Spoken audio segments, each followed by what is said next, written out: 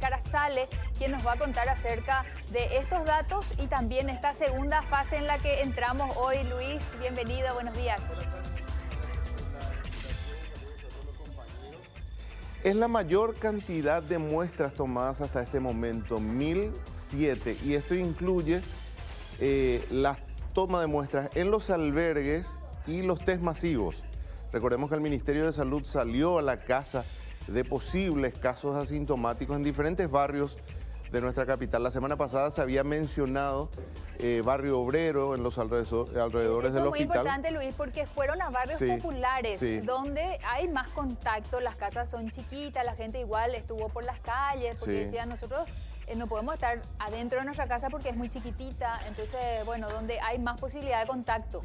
Se tomó un poco, Sani, la experiencia que se dio en Argentina, donde en barrios populares habían cientos de casos asintomáticos y todo comenzó con una muestra así como esta, una muestra aislada que pretendía buscar posibles casos positivos y se encontraron con el caso de un comedor, por ejemplo, en la Villa 31, donde iban cientos de chicos a comer todos los días. La mitad de las personas que trabajaban en ese comedor eran positivos asintomáticos. Entonces, de alguna forma, eso hizo que se cambie la forma de toma de muestras y se avanza también en nuestro país sobre eso. Bueno, y aquí ya tenemos lo que va a incluir la fase 2 de esta cuarentena. Después nos vas a explicar el sector gastronómico porque hay dudas todavía con relación a eso. Pero en líneas generales esto ya se había acordado antes. Claro, este es de alguna forma el planteamiento original del Ministerio de Salud, que sufrió algunas modificaciones en cuanto hace más que nada al tema de los deportes. Y shopping y peluquerías. Shopping y peluquerías. En realidad, desde el Ministerio lo que dicen es, todos los comercios están habilitados. A partir de hoy, todos los comercios están habilitados, con reglas sanitarias muy estrictas y por supuesto bajo controles que van a ir apareciendo en los próximos días. Si se trata de una peluquería, por ejemplo, no podés permanecer más de 30 minutos sin una previa reserva. No es que se cumplen los 30 minutos y te van a sacar de la peluquería, no. Si vos considerás que la atención que vas a recibir en la peluquería requiere de más de 30 minutos, tenés que llamar antes y pedir una reserva. En términos prácticos, si una mujer se va a hacer más que un lavado de brushing, si se va a hacer tintura, se va a hacer manos, pies, que lleva etcétera, más tiempo, entonces tiene que agendar porque le van a dar unas 2 horas. Llamás a la peluquería, decís quiero hacer esto, y ahí te dicen 1 hora, 1 hora y media, 2 horas, podés venir a tal hora, no vayas a otra hora porque hay que evitar aglomeración y hay una planilla donde se va a llenar nombre, número de teléfono, número de cédula. Deben quedar asignados los datos de la persona que va a ser atendida. Y acá está lo que nos mencionabas. Locales comerciales, incluidos los shopping, deben adecuarse a los estrictos protocolos sanitarios. Creo que va a haber un solo ingreso, ¿verdad? Es lo que estaban diciendo. Sí, va a haber un solo ingreso y los pasillos van a ser de un solo sentido.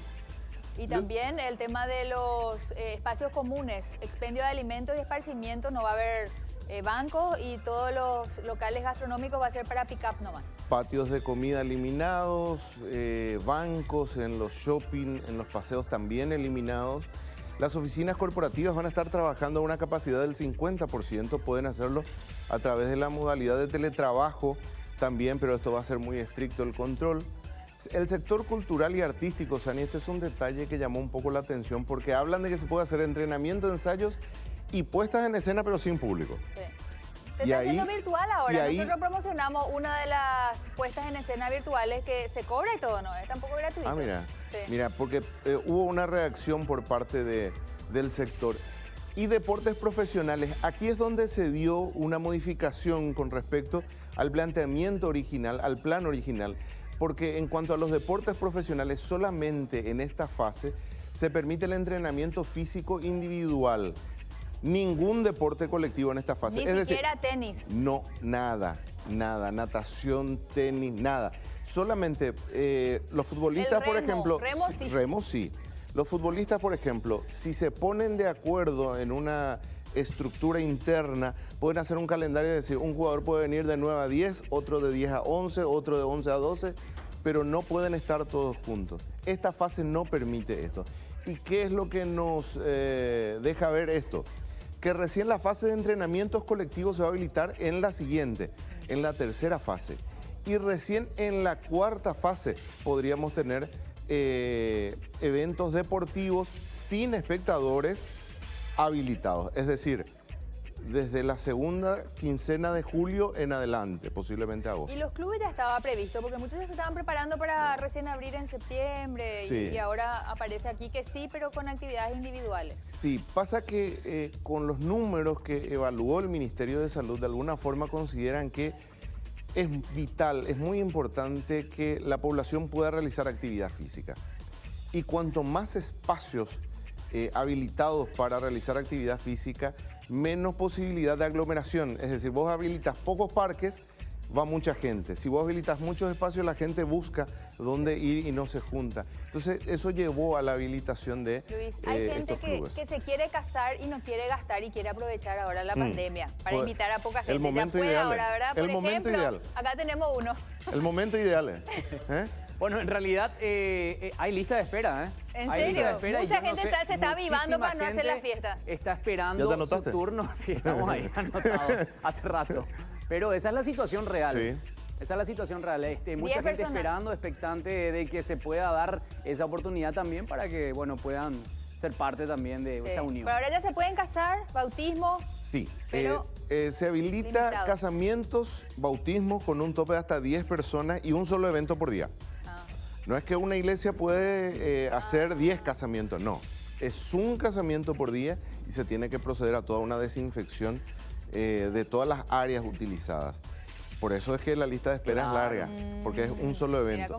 Se habilita bautismos, casamientos similares, lógicamente esto hablamos de la religión católica, y similares en otras religiones, y también se habilita el casamiento por civil. Siempre Luis, con el límite de 10. Una consulta, recientemente mencionabas con relación a los datos proporcionados por el cliente a una peluquería. Sí. Que sí o sí van a ser rigurosos y exigentes con respecto a eso. Eso es de tal manera a tener un manejo de los datos por casualidad, por el eventual motivo de que pueda haber una infección o un contagio dentro de la peluquería. Es fundamental determinar siempre, tener una guía y lograr la trazabilidad de los casos. Entonces, si se presenta un caso positivo, la pregunta va a ser, ¿dónde estuviste? Estuve en tal peluquería. Esa peluquería tiene que tener el horario y la persona que la atendió. Y a partir de ahí entra en cuarentena todo el entorno de ese peluquero, entra en cuarentena todo el entorno que estuvo trabajando en ese turno. Por eso es que es muy importante esto que se dice del trabajo en cuadrilla. Sí. Es decir, si en este grupo alguien entra en cuarentena, no todo el canal tiene que entrar en cuarentena. Este grupo tiene que entrar en cuarentena. Pero este grupo no debe tener contacto con otro grupo, con el grupo que trabaja a la tarde o con el grupo que trabaja... Acá ya tenemos a un... Porque con infiltrado. De esa forma lo que se hace es aislar solamente un grupo y se evita cerrar una empresa. Y por el lado de la trazabilidad del cliente es muy importante saber con cuánta gente esa persona pudo llegar a tener contacto. Por eso es nombre, número de teléfono, número de cédula y otros datos que pueda En los shopping no, ¿verdad? Para entrar a una tienda también. No, hablamos de peluquería, por ejemplo. Donde uno va a pasar mucho tiempo. Donde va a pasar más tiempo. En el caso de los shopping y de los paseos hay una cuestión muy particular. Si vos te vas a comprar ropa, no vas a poder probarte. Vas a tener que ver el tamaño de la prenda a ojímetro y llevar a tu casa. Al probarte, si vos te das cuenta que no te queda, tenés que volver a la tienda. La tienda debe reconocerte esa prenda, cambiarte esa prenda, pero para que vuelva a estar en exhibición, tiene que pasar por un proceso de desinfección. Sí. Me imagino que va a tener también un tiempo límite que la tienda en este caso otorga al cliente, ¿no? De 24 horas, 48 horas. Una semana suele ser, a veces 15 en algunos casos.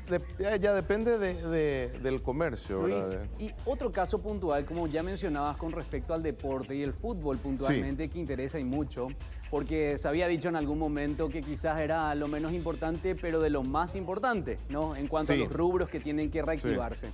Entonces, como así se está dando ante una presión del sector gastronómico y se puede llegar a adelantar en esa fase, porque recordemos estaba previsto para la cuarta fase recién, y ahora hay probabilidades de que se adelante. ¿Puede ocurrir lo mismo con el fútbol?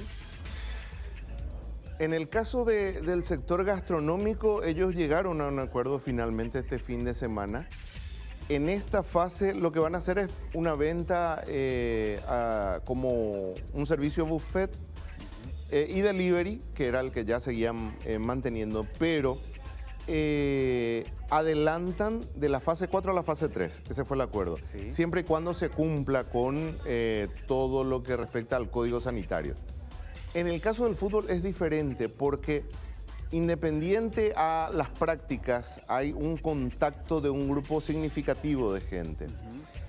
Si es que las instalaciones de todos los clubes no están en condiciones de lograr un aislamiento entre los integrantes de cada equipo, en la cancha es imposible, o sea, eso tenemos que ser claro. Una vez que empieza el partido, son 24. Olvídate. Pero los vestuarios, las duchas, el salón de prensa, todo eso hay que tener en cuenta. Si eso no está en condiciones o no se busca una alternativa, es muy difícil de avanzar. A no ser que se elijan algunos lugares y en eso se hagan todos los partidos y se llegue a algún acuerdo.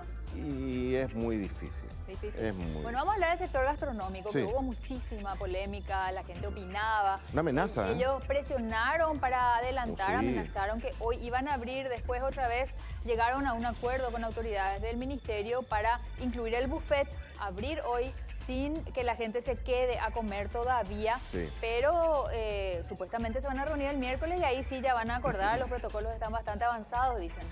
Es uno de los sectores más golpeados en los últimos meses.